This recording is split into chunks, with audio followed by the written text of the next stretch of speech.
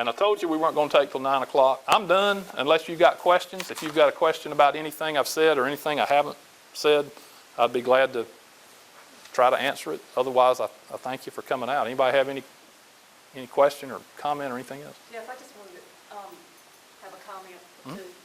Just because of the building that we're in right now, this is where our seniors meet for this part of the county. Before they were meeting in the old building over here. And so I think the day after the election, a guy named Cephas Ray called me and proceeded to tell me how much they needed a senior center here in the southern part of the county. And he probably had talked to y'all before that. Yeah, probably about 3 or 4 years before that. So we worked on that issue. We set aside money to build a brand new senior center over at Middle State Park for our seniors. And also, this building will be a site for early voting. Yes. Starting on the... It'll be the old building. It'll be the old building? Okay. Okay. Okay. Well, anyway, it's going to be in this location. And by the way, the palm card is right about the date for early voting for all the satellite sites like this one. That card was made before the judges up there in Richmond did their thing. But if you want, you can vote, actually start, that says October 27th, and that's when this one will be open. Actually, the one in Nashville only will be open October 20th. So you can vote as early as October 20th, but you've got to go to Nashville to do that. October 27th, that one will still be open. This one will open. The Rocky Mountain, the Spring Hope one will open on the 27th. We had to fight for this location. They wanted to put another one in Rocky Mount. They already had one at Raleigh Library, so we fought hard for this location for an early voting site in this part of the county. And the last thing is circulating around take some of these conservative voter guides. It has a list of all the candidates. Jeff mentioned some of them in the room. So you'll want to have this, especially for the judges. Yeah. You don't know some of those that'll run. Yeah, I really didn't say anything much about the state election. This is an extremely important state election. In my opinion, we've got to re-elect our governor. I keep asking my leadership why we haven't impeached the guy running against him when he said over and over and over again he's not going to do his job as Attorney General. I don't know why we haven't either impeached him or defunded his office, because he's not doing his job. I mean, he's flat out said he's not going to do his job over and over and over again. He's defied the will of the people in North Carolina. North Carolina voted overwhelmingly for the marriage amendment. He's not going to defend that.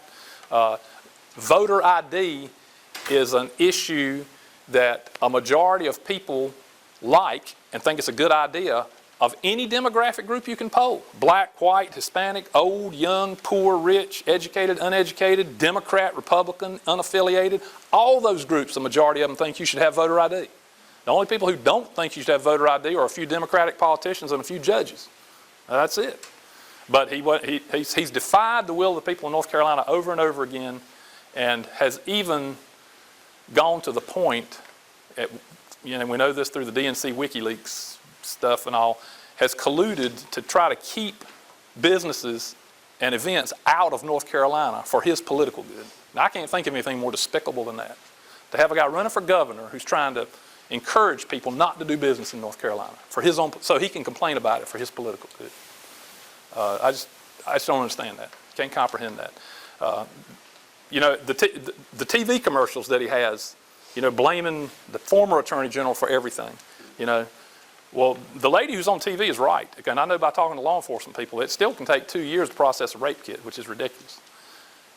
Remember, this guy who's always blaming the other guy, kind of like somebody we know in Washington, D.C. has been Attorney General for 16 years. He's the only Attorney General we've had this century. If you look at the fine print in the McCrory ad, that News and Observer article that came out that got him to start trying to clean up the mess was in 2010. He had already been Attorney General for 10 years, but he's trying to blame the guy before him for all the mess. He didn't start cleaning it up until the N&O outed him about how bad things were in the state crime lab. Now, you know who the Attorney General was before him that he's blaming, I suppose, right? I mean, I'm ashamed to say I'm from Rocky Mount because both of these two guys claim to be from Rocky Mount. You know who I'm talking about? The Attorney General before? You remember who the Attorney General before Cooper was? He also became governor? Easily? Yeah. Now, I will say this. I may agree with Roy on one thing. If his point is that a bad attorney general will make a terrible governor, I agree with him 100% about that, which is why we've got to elect Pat McCrory governor again. Dan Forrest is just as important. Now, you might say, well, lieutenant governor is kind of a, well, yeah, I realize the job is not as important as governor, but I can tell you this, Dan Forrest is not only as smart a public official as I've ever met, he's as principled a man as I have ever met. And I think will make probably the best gubernatorial candidate in my memory 4 years from now, provided McCrory gets reelected and he gets reelected. Then third, of course, Buck Newton, we've got to have him as Attorney General. If you think Roy's, to me, I don't think Roy believes all this stuff. I don't think he really believes that men and women need to be in the same bathroom, and that if you even put men and women on a bathroom door, you're illegally discriminating. That's what the Department of Justice lawyers said in the court case. Even the ACLU lawyers didn't say that, but they said that, and the Department of Justice is the one he keeps siding with. I don't think he believes that. I don't think he believes that marriage needs, I don't think he believes any of that stuff. But that's the people he owes, because that's who gives him the campaign contributions. Like the NBA commissioner who maxed out his contribution to Cooper. That's who he owes. That LGBT group is who he owes. Now, on the other hand, Josh Stein is a true believer. He believes in the stuff that Roy Cooper has bowed to. So if we get him as Attorney General, it'll be worse than the one we got now. Because, I mean, this guy's a true believer in all that stuff. I know from seeing him in the Senate. So we've got to have somebody like Buck who will cooperate with us as a General Assembly rather than just try to side with the Obama crowd, and hopefully not the Hillary crowd, but whoever. Maybe we won't have to worry about that. I hope we don't have to worry about that. But anyway, we need a good Attorney General, and Buck will be that guy. And then I've already mentioned Dale Folwell's the Treasurer of North Carolina is very important for one reason. They administer and invest all the money that's in the state employees' retirement plan and health plan. So you need somebody that understands finance and understands investments. We need somebody like Dale in that position. Now, all of them are important. Mike Causey for Insurance Commission, Troxler obviously for Ag, Sherry Berry, all of them. But those four in particular, I want to make sure that you understand. And then, of course, we got Justice Edmonds running for re-election to the state Supreme Court, which is extremely important, that we keep at least a good Supreme Court here in North Carolina. Can't do much about the Fed courts, but to me, I'll be honest with you, that's the biggest reason I'm a pro-Trump supporter right now, is because of the appointment of judges. If Hillary gets elected, our federal courts are gone for the rest of my lifetime and into my kids. You know, I'll never live to see the day when our courts will be good again if she's elected president. So anyway, make sure people understand those elections, those council of state elections are extremely important. Presidential elections are extremely important. Yes, Beth Freshwater Smith, a local area judge, needs to get reelected. Those cards are very helpful. Vote early, yeah, please. vote early, and you'll probably see those at the polls if you vote early. This is the first year of not straight ticket voting. Right. On the other side, it's going to take a long time to make 17 to 23 checks. Right. Even if they got something to look at. Yep. So you could be there for hours, folks. Yeah. I'm not kidding you, but Yeah. that's funny. They only had check two before, and some of them were challenged. I've seen them with signs that bring up showing them how to do two. They're not going to be able to do 23 checks. It's going to be a long day on election day. So if you Yeah. do it early, please do. That's right. That's the God's truth. I mean it. I'm not joking. Yep. Anybody Watch what I say. anybody else have a question or comment? Lisa, thanks for those. Dave? Following up on what he just said, I ran the numbers on the primary outcome in the spring. And if you take the number of people who voted in the primary for president as 100%, only 90% voted for the Senate choice between Byrd and his challenger. And when you got down to the council of state, it was from 80% down to 70%. And that's our friends and neighbors who are out there voting for conservatives. Right. They're not bothering to go all the way down the ballot. If Governor McCrory loses and Bob Edmonds loses, 2/3 of our state government goes with him. And that's the case we need to be making to our friends and Yep. neighbors. And that card will help you do that. So pick those up too. You got a supply of those here? We've got some, we'll have some more. Okay. at the polls. And they will be at the polls, by the way. And let your neighbors and friends know that they will be at the polls. Tell them to look for their GOP allies at the polls. Was that 22,000 of them, is that? 22,000 of them. All right, very good. Anything else? Any other comments or questions? Sure. And this is actually a policy question. Because I am next door in Franklin County, and I'm part of the Wake Electric Co-op. I discovered that, and this is probably a federal regulation, but I think there's some impact at the state level. You mentioned alternative energy and stuff, Right. the impact it has on our costs. Wake Electric has to write a seven-figure check every year because there's a mandate that they purchase a certain percent of their energy from alternative sources. So a wind farm in Nebraska gets a multi-million-dollar windfall from us. And I ran the numbers, and for me, it cost me $5.60 more a month. Yep. Now, that's not a really big figure, but here's a wind farm in Nebraska getting $1 million wind farm. There's no grid connectivity to bring that electricity here for distribution, so we get nothing for it. Is there anything that, is this type of issue even being addressed at the state level? Well, it's true. What can be done? I've tried to address it since 2011. A lot of this has to do with a state law that was passed, I think, in 2003, I believe it was. And what you're talking about, and some of your electric bills, if you have a, I know Edgecombe Martin actually puts it on the bill, REPS, and the charge. It's like $5 or something a month for most people. That's a required energy portfolio standard. The General Assembly, back when it was controlled by Democrats, passed a law that says that by certain dates, all the public utilities have to be buying a certain percentage of their electricity from solar, certain percent from wind, certain percent from swine waste, and certain percent from chicken waste. Well, those last two haven't happened. But anyway, there's still the requirement there. Now, without trying to get too detailed, all of this makes your electricity more expensive. Okay, all of it. Because all of these, especially the sun, the solar, and the wind, are intermittent forms of energy production. I don't know if you understand this or not, or if you knew this or not, but solar facilities produce energy on average less than 5 hours a day. So that's about 20% of the time. But yet every watt they produce has to be bought as it's being produced, because you can't store solar energy. We don't have battery technology for that yet. It has to be bought as it's being produced by Duke, Progress, or your co-op, or whoever's providing the electricity in that area. Now, think about that. That means you got to, you know, it's 7 o'clock in the morning in December. There's no sun. Everybody's up using a lot of electricity. You've got to have your coal-fired or gas-fired or whatever electric plant producing electricity and bringing it online. All right, maybe by 11 o'clock in December, the sun's up high enough where you start producing energy. Well, now you got to buy all the energy these solar farms are producing and putting on your grid, and you got to shut down or cut back on your coal-fired or gas-fired thing. Then about 4 o'clock in the afternoon, the sun's so low in the sky, it's not producing electricity anymore, so you got to fire this plant back up because you're not getting electricity here. You've got to have a dual system. You got to have two plants. You got to have one that can work all the time and one that just works whenever it works. But you're forced to buy from that one whenever it's working, and you're forced at a particular price, which is retail price. I mean, the whole system is nuts. The whole system is just crazy.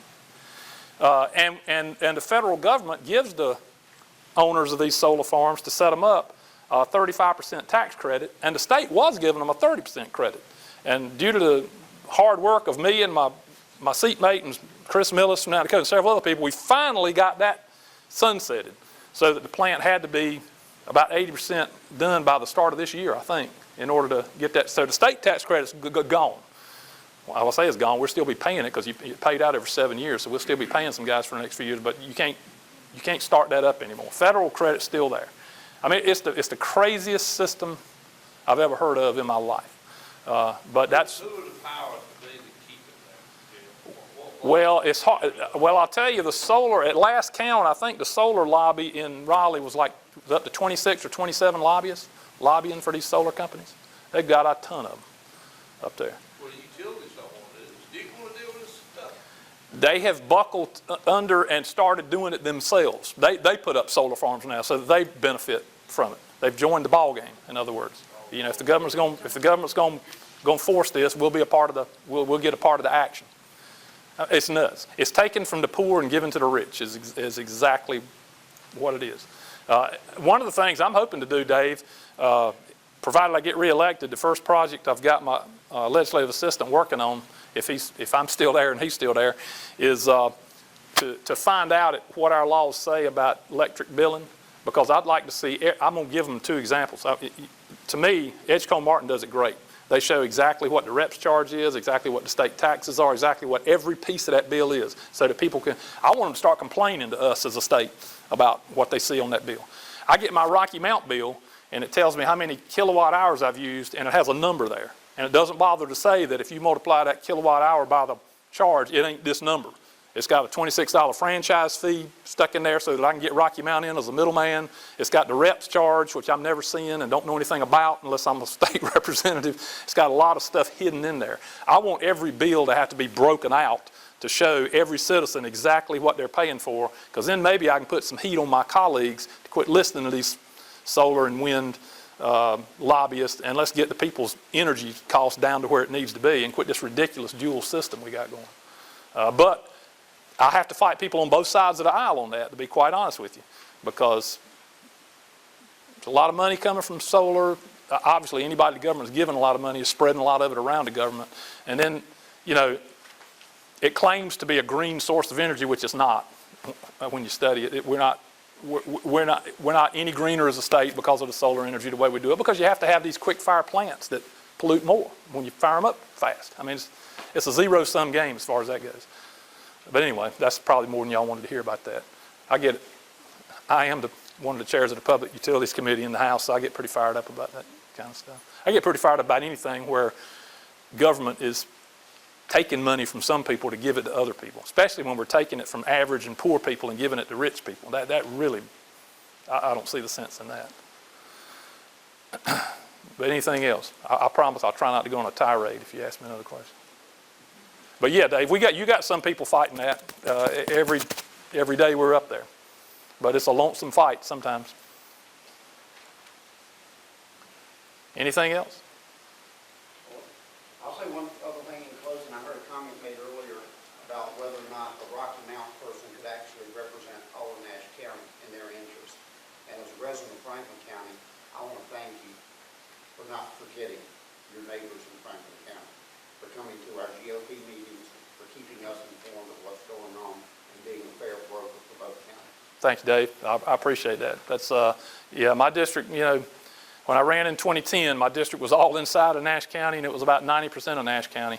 When they redistricted, I didn't have any say in that. My district now stretches from Rocky Mount to Youngsville, right next to Wake Forest, which Youngsville's where he lives. So I've tried to represent, I have to represent those people just like I'm from Franklin County. I fought hard to get 401 back on the project list and fought hard to make sure we didn't keep fudging money out of the highway trust fund so there'd be money there for it. I mean, that's important to me, just like getting this CSX facility in Nash County was important to me, just like the school system was important. Just like the hospital in Franklin County was important. I didn't mention that here because that's not a Nash County issue, but you probably know the hospital in Lewisburg closed down a while back, and we were trying to do something in the budget to make it attractive for hospitals to bid on it, to open it back up, and it looks like that's going to happen. But one hospital wanted us to rig the bid so that they would be the only one bidding on it. They wanted us to put a provision in there that would make us have at least 50 mental health beds, because that's what they needed. They had a shortage in their hospital of mental health beds. They knew if we rigged the bid that way, they would be the only hospital bidding. And it was in Wake County that the hospital was located. I probably don't need to say any more. And obviously we've got a lot of influential members of the House and Senate that reside in Wake County. But Chad Barefoot in the Senate, who represents them, and I and some other people got that pared back from 50 to 15 beds that had to be reserved for mental health, because we know several major hospitals in the area will now bid on it, and I see that looks like it's going to happen. So I try to fight hard for local folks in Franklin and Nash County, because you're the ones I'm up there to represent. And other than that, 90% of what we do is good. If it's good for one, it's good for all. When we make tax reform, that's good for everybody in the state from one end to the other. When we make regulatory reforms, that's good for everybody in the state from one end to the other. Well, everybody except state regulators. You said something about mental health. Why don't we take that hospital and make it a mental health facility instead of us? I'm with the sheriff's office. Right. We're traveling from one end of the state to the other, moving people around because of mental health. Well, if there was somebody that wanted to do that and bid on that for that reason, they're free to do that. I mean, if somebody wants to purchase that hospital and set it up there's no maximum limit to how many mental health beds they can get. We just wanted as many people bidding on that as possible to make that hospital reopen for those people in Franklin County who no longer have a hospital in the county anymore. That's important to them to have a hospital there. Well, we've got a mental health problem in the state. Now, I understand that. Just seeing it from my standpoint. I mean, we're putting people's lives on the line traveling from here to Charlotte, literally. Right. We've had a deputy get assaulted by a crazy person in another county. Right. Who happened to be running across the highway. Yep. You know, going after one of our residents to bring back. Yeah. It's a dangerous situation. It is. It is. To be on the road. Yeah. And that's another one of those things. Person as well. Yeah, it's another one of those things where we're trying to build back a system that's just been cut and cut and cut and cut and cut and cut and cut. But it's so important. I understand. To keep cutting it, but it's such a. No, we're not. I'm saying we're trying to build back a system that had been cut for decades. It's a very important issue. It needs to be addressed. Well, It's a big safety thing. it's being addressed. It's costly to the counties because we're Right. having twice. We're having to go take them. Right. Then we're having to go bring them back, which by law is what we have to do. Right. I wish that could get changed, but, you know, some responsibility needs to fall on the family Yeah. for going and getting this person and bringing them back. Right. I mean, we're Well, I think Cherry Hospital is finally, I think, supposed to reopen sometime soon. I don't know when. That for some reason or other, that construction just got to be a fiasco. I don't understand the story behind that because I don't represent Goldsboro, but my buddy John Bell does. But I think he said that's back on track. And if we can get that open, that should help this area quite a bit because that used to be our biggest mental health facility, probably within driving distance of Rocky Mount or this area. Can you revisit quickly why it became necessary to shutter Dorothea Dixon Raleigh? I don't know. I really don't. I guess somebody wanted that land for another purpose or something. That land was given to the I understand. And I voted against every change they wanted to make with that. That was something that Purdue's folks really wanted to push through for some reason or other, and I don't know why. I really don't. Charles Meeker. That may very well be. Yep. Any other questions? Well, thank you for coming out tonight, and get a card with my cell phone on it. If you need to contact me about anything, call me. Jeff's a godly man too. I just want to let you know that. We spent 2 Black Mountain weekends together with Dan Forrest, and he's a godly man that prays, reads his Bible. So, blow for him twice. Thank you. Thank you. I appreciate that.